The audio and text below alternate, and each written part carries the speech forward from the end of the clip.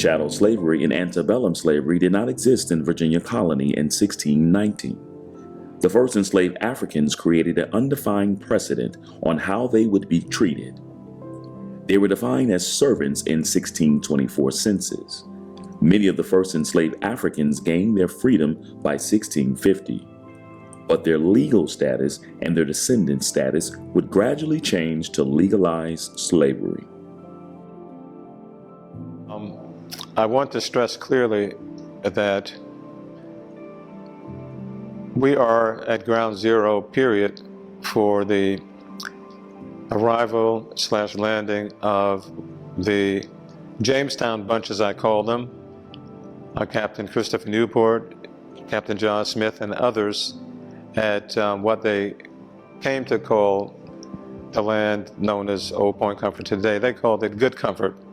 That was 1607. I will be remiss if I didn't point out clearly, as I always make sure I do, that there were people living here, indigenous people. They'd been here for 12,000 plus years or more. That's where this history begins here. We can't explain exactly how those indigenous people got here, but they were here. The area was occupied. So we have indigenous people, the English seafaring colonists that I mentioned, that sowed the seeds for the development of what we would call American civilization. The next pivotal thing was, of course, the enslaved African landing in 1619.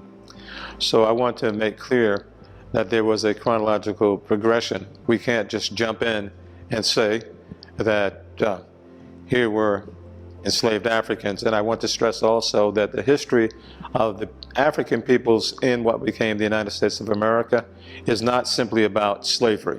It is not simply about slavery.